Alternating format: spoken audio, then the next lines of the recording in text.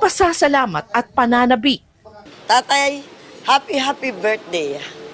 Ang amin pong hiling sa pong may kapal ay maging malakas, malusog ka, at ipagpatuloy mo ang iyong paninindigan. Tatay, mahal na mahal ka po namin. Mahal na mahal ka po ng mga Pilipino. At umaasa po kami na makakabalik ka at makakauwi ka. Happy blessed birthday po, Tatay Digong. Again, I served under your leadership.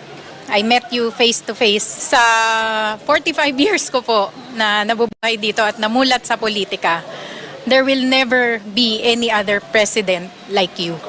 Na maipagmamalaki po namin that the streets were safe, that the criminals were scared to commit crimes. And that is definitely shown with the way we deal with different kinds of people and the way we live our lives. City government officials, other distinguished guests, o sa tanan ninyo mga dabawin yung... Pinangunahan ni Davao City Mayor Sebastian Terte kasama iba pang opisyal na lusot ang selebrasyon ng Araw ng Davao, kung saan sama-sama nasaksihan ang taunang Parada Davaoenyo na nilahukan ng iba't ibang sektor mula sa mga manggagawa, kabataan, katutubo hanggang sa pribado organisasyon. Nakiisa rin sa pagdiriwang si Vice President Sara Duterte na lalong nagbigay sigla at kahalagahan sa okasyon bilang pakikiisa sa mga Davaoenyo sa mahalagang araw ng lungsod. Sa kanyang talumpati, nagpasalamat si Mayor Baste sa mga naging bisita kung saan binigyan din niya ang papel ng mga ito bilang mga revolusyonaryo na sa kabila ng mga panahong mahirap magsalita ay naglakas ang loob na ipahayag ang kanang saloobin laban sa kawalan at katarungan. Kapoy na kayo mga masuko ba mo nang nagdala po kong mga kauban na kung suko pod. O di, nakadungog mo.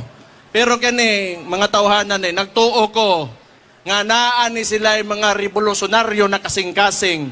Kaysa panahon kung kanus alisod kay mutingog, kining mga tawhanan nga giimbita nako diri sa akong likod karon. Pipila lang ni sila nga ni istorya sa kamatuoran ug unsa gay tinuod nga nahitabo sa atong nasod karon. Ayon pa sa alkalde na natiling matatag ang mga Davaoenyo sa kabila ng anumang pagsubok at patuloy na pinaninindigan ng lungsod ang prinsipyo na ang batas ay patay na ipinaputupad para sa lahat. Wa may laing mopuli nato kundi atong mga anak ug mga apo mao nang padak-o nato sila ug giyahan nato sila taman sa tungkaya ug taman sa tungkayang ihatag nga gugma nila. Padak-o ninyo nga botan ug disiplinado. Kay pohon sila mopuli ang katong mga problema mga sulbad nato karon bag-o na ilang problemahon kay kitay mo sulbad ana karon tagaan nato sila nindot nga kaugmaon. Mao gyud ni akong balikon sa inyo tanan diri sa dakbayan nato. Walay dato, walay pobre, walay bayot, walay tomboy, way laki, way babae, way tiguwang, way bata. Basta kita tanan pangsulti ang balaod, patas ta. Sa huli muling nagpahayag ng pasalamat si Mayor Duterte sa bawat Davaoenyo na patuloy na nag-aambag sa pag-unlad ng lungsod. Isang patunay na ang diwa ng pagkakaisa at palasakit ang tunay na lakas ng Davao City. Kitang tanan diri patas, tanan ta mulinya. Mao na importante. Kay aron atong lugar nindot og organisado plastar. Salamat kaayo sa inyong pagtuman ana kana nakita nako sukad sa akong pagkagamay pa diri. Thank you kaayo mga Davaoenyo. Para sa Diyos at sa Pilipinas kong mahal, Jean Domingo, SM9 News. Ayun, ako, nagbabalik ang Vox Populi. Malupit, ha? Grabe, no? Yung off-cam kwentuhan. Oo, Isang dami oo. pa rin mga Bitin, no? Bitin. Oo. Ni Kong Toby, ha? Abangan nyo sa mga vlog ng Banana. Alam niya, no? Sakali. Alam niya lahat, eh. Oh, pero nabagabag yung utak mo, ha? Alam mo, yung sa Actually, akala ko pagkabagabag. nagkaaway na sila yung Kuya Bay, no? Oo, ibang klase. Iba na yung Ibang akala klase. ko. Solid na solid. Yung interview na ito at sigurado ako, Pero may mga nagaganap pa rin ngayon. May nagaganap ngayon na okasyon. Sa iba't ibang Napaka-importante ang Banateros bumabati kay Pangulong Duterte ng happy 81st birthday. Oo, grabe. Happy birthday. Happy birthday, tatay. Former President Rodrigo Duterte. Anong inyong mensahe kay Pangulong Duterte? Ikaw muna. Happy birthday po, tatay. Kasi dati lagi kayong naggagawa ng greeting sa akin. Ngayon ako naman ang babati sa inyo. Happy birthday, mabuhay. Jay Guevara, baka may pa. Happy birthday, tatay. Huwag kang mag-alala, malapit na silang mamatay. Hol! Maganda yan, ha? Coach Oli. Happy birthday, Tatay Digong. Parang nangingilid, ha? Ikaw na. Happy birthday, Tatay D. At sana okay yung kalusugan mo at pagdadasal ka namin lagi. Siyempre, happy birthday. Ako na, Birthday, kanta mo na. Happy birthday, tatay. Happy birthday, tatay. Parang may turotot eh. Okay na kaya kumat na. Seryoso muna, no? Tay, hindi mo pa ako namimit. Pero yung mga anak mo, namit ko na. So, sana makakauwi ka naman ako. Ako naniniwala ako makakauwi sa natin. Sana. So, ang gagawin mo lang, exercise, push up. Tapos kumain ka ng healthy. Alright? Tapos pag labas mo, inom tayo. Tapos, mamakain tayo. Alright! Ay! Bawal yun. Mama, anyway, nagbibiro lang si Sir Jack. Siyempre, komedyante nga ito eh. Komedyante. But anyway, kay PRRD po, happy birthday PRRD. Aayusin pa natin ang Pilipinas, hihintayin ka namin dito sa Pilipinas. Ayan, at ako, napakarami nga. Hindi lang dito yan nagaganap sa Davao City. Nagaganap din yan dito sa Angeles. Actually, inimbitahan ng Banateros dyan sa Angeles City. Mayroon din nagaganap na pagtitipon, celebration para kay Pangulong Duterte dyan. Kaya lang di tayo makapunta dahil syempre meron tayong live na show ngayon. Kaya nagbigay na lang tayo ng ating mga mensahe na ipapalabas dyan. And I think tomorrow meron din yata sa Malaysia. Sa Japan, no? Kanina. Grabe, ganito. Sabi ko nga, ito yung bagay na palagay ko hindi makukuha ni Bongbong Marcos eh. Correct Yung pagmamahal ng mga Pilipino, yung ganitong klase ng pag-organisa na sila mismo yung yung mga gumagastos, malayo, uma-absent sila sa kanilang mga trabaho para lang makapag-celebrate with PRD. Tsaka ito yung sinasabi nila, karton daw si PRRD eh. Pero yung karton na yun, mahal ng mga tao. Partida. Karton pa yan ha. Karton pa yan. At dahil dyan, meron tayong Eto na. balita. Oo. Hindi lamang sa Davao City dinaos ang selebrasyon para sa ika-81 na kaarawan ni dating Pangulong Rodrigo Duterte. Dito sa Metro Manila, nagtipon-tipon din ang daang-daang taga-suporta upang ipakita ang kanilang pagmamahal kasabay ng panawagan, pagkakaisa laban sa issue ng impeachment ni Vice Presidente Sara Duterte. Si Aaron Rojas sa report. Dito sa Metro Manila, hindi nagpahuli ang mga taga-suporta ni dating Pangulong Rodrigo Duterte sa pagdiriwang ng kanyang ika-81 kaarawan. Happy birthday, sana ay lalo kang mas maganda ang kalusugan at sana ay makabalik na kayo kaagad. Hello, this is Lay Manego. Gusto kong batiin ng happy birthday, PRRD. We love you so much. Happy birthday, Tatay Digong! Mabuhay, PRS! Daan-daang individual ang nagtipon sa SB Park na matatagpuan sa tapat ng House of Representatives of the Philippines upang ipaabot ang kanilang pagbati at suporta sa dating lider. Bukod sa selebrasyon, isinabay rin ang oath-taking ceremony ng mga bagong miyembro ng Partido Demokratiko Pilipino o PDP. Ayon kay dating Congressman Mike Defensor, layunin ng pagtitipon na ipakita ang patuloy na pagkilala at suporta kay Duterte kahit may hiwalay na selebrasyon sa Davao City kung saan naroon ang kanyang pamilya sa pangunguna ni Vice President Sara Duterte.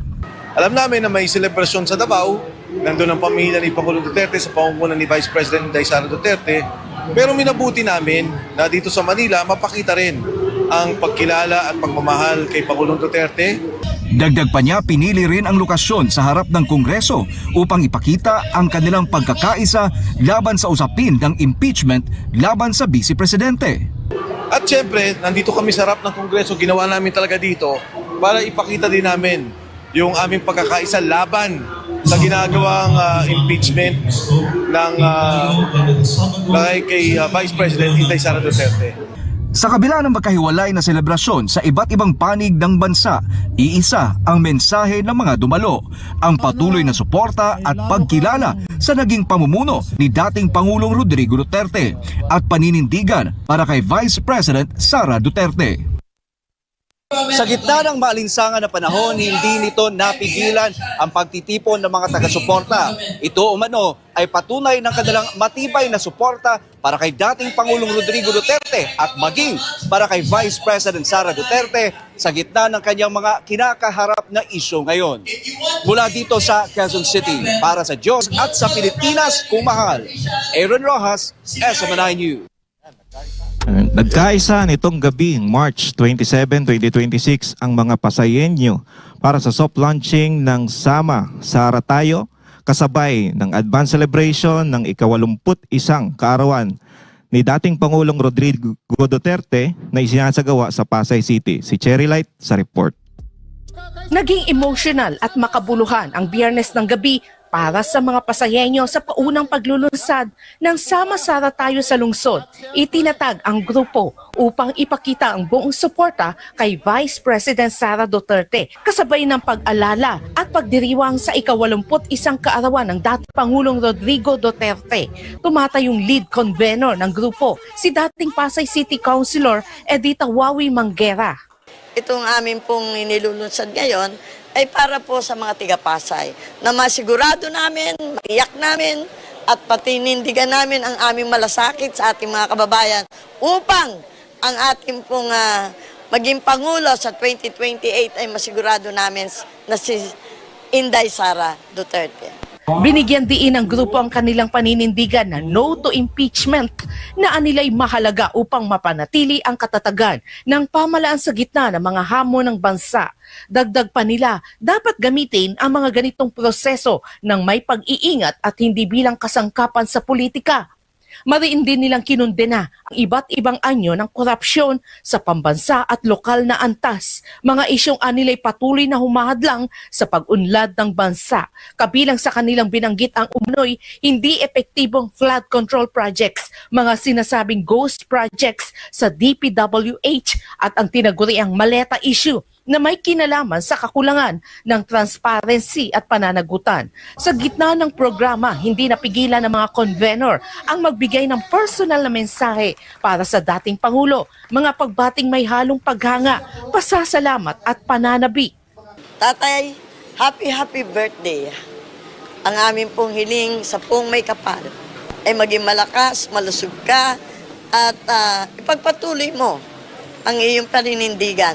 Tatay, mahal na mahal ka po namin. Mahal na mahal ka po ng mga Pilipino. At umaasa po kami na makakabalik ka at makakauwi ka.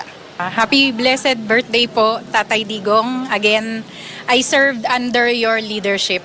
I met you face to face sa 45 years ko po na nabubuhay dito at namulat sa politika. There will never be any other president like you, na maipagmamalaki po namin that the streets were safe, that the criminals were scared to commit crimes. Ang wish po namin tagalansod ng Pasay ay magkaroon po siya ng isang kalakasan ng loob, ang kanyang kalusugan. Habang nandun po siya sa dahig, tayo po ay patuloy na manalangin. Ito po yung regalo namin sa kanya, yung magbubuo ng Sama Sara Tayo. Dahil siyempre paborito niyang anak si Bibi Sara at sinasabi niya yan ang panlaban niya talaga. Yan talaga yung panlaban natin sa bayan natin at regalo namin sa kanya. The first time I met you, marami na akong napagdaan ng mga naging Pangulo ng Pilipinas. Nung nakita ko po kayo sa Pampanga, talagang kinilabutan po ako. Iba po ang dating nyo.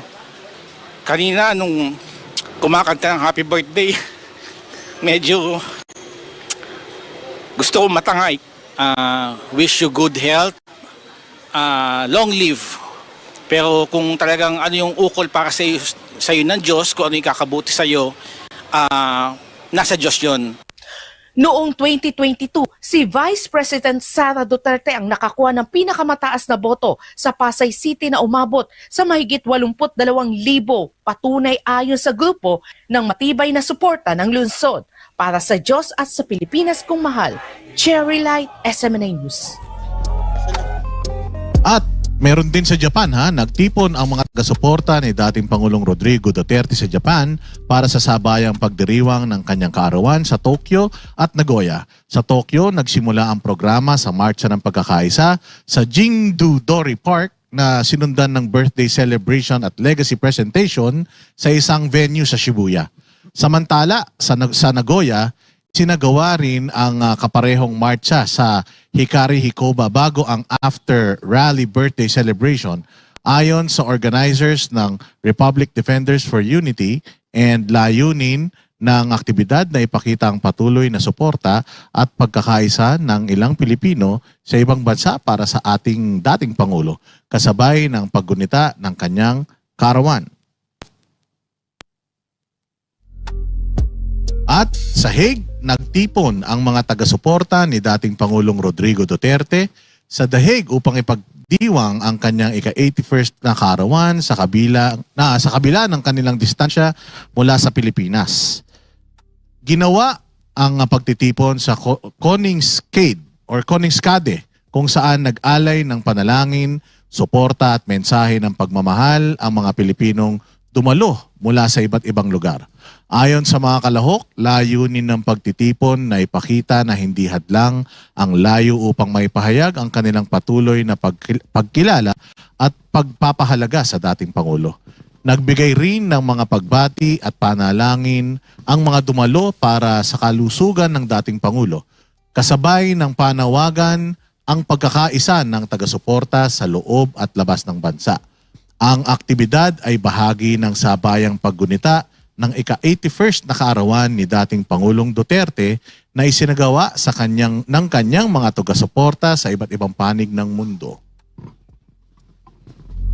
Grabe, mga banateros, talagang sinelebrate sa buong mundo. And yun nga yung lagi natin sinasabi na ganito kamahal. Ito yung legacy na iniwan ni Pangulong Duterte na sa kabila ng mga kaliwat kanang paninira kay Inday Sara at sa kanya, nakikita pa rin natin na talagang tinatangkilik si Pangulong Duterte ng mga Pilipino. Sa tindi nga ng krisis grabe. Ganyan pa rin ng mga Pilipino. Pero dahil din sa krisis na yan, hindi po tayo nakapunta sa Japan kasi wala ng ticket. At hindi rin tayo nakapunta sa Davao City, Banat Bay. O gusto man nating makarating. Pero syempre, meron tayong Vox Populi every Saturday. Ang dami nga nag-imbita kung saan-saan pero hindi tayo makapunta dahil dito sa Vox Populi. Alam mo naman, commitment natin dito. Talaga namang todo-todo.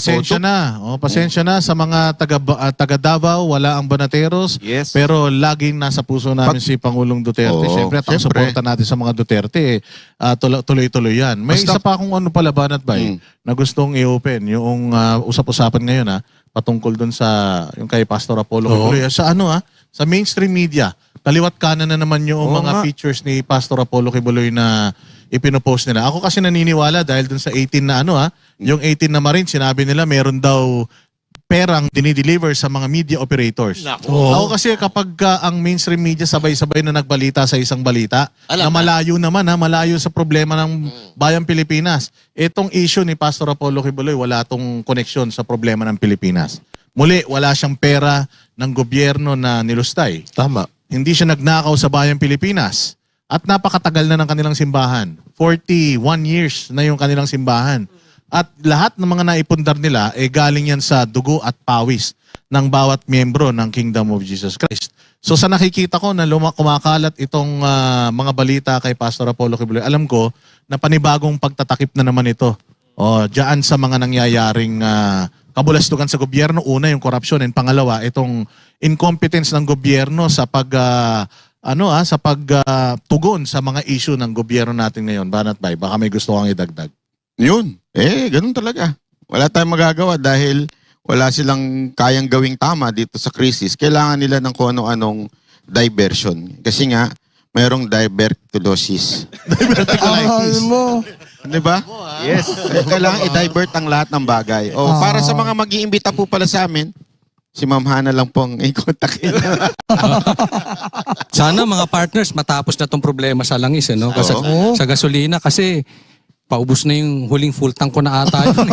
Pero paubos na. Pagka nagkaroon na ng brownout, araw-araw na tayo magla-live. Dito na tayo matutulog. Dito Dito may generator Internet nun, wala Ito na yung sofa ko, naalala ko yung siege. May sofa ako. Grabe, nagpakarga ako banat pa yun ng 2,000. Parang wala nangyari. Ayoko na. Sabi ko, sira yata yung gauge ko. Kasi dati pag ganun, medyo mataas na eh. Ngayon, wala talaga. Grabe. Yun nga yung sinasabi ni Toby Chanko kanina. No? Kung tayo, na kahit papano, medyo nakakaluwag-luwag, kaya naman natin. Pero hirap na hihirapan tayo. Nararamdaman natin, lalong-lalo na yung mga kababayan natin. No? Di ba? Pero nakakapagtaka, sa rally, ang sinisigaw lang nila resign si Secretary. Sabi ko, kasalanan nyo rin yan. Dapat ang pinagre-resign nyo si Marcos, hindi palitan mo yung secretary kung siya pre ng presidente, wala. Hindi, tsaka pag pinalitan yan, Banat Bay, nakita mo yung binalita ni Amy Marcos na nagagalit siya dahil yung administrasyon puros acting secretary, hindi dumadaan sa committee on appointments, yung mga ipinapalit, di ba? Papalitan. Papalitan ng ng acting. So hindi may scrutinize ng committee on appointments. So hindi natin alam kung magaling ba yun o hindi. Di ba?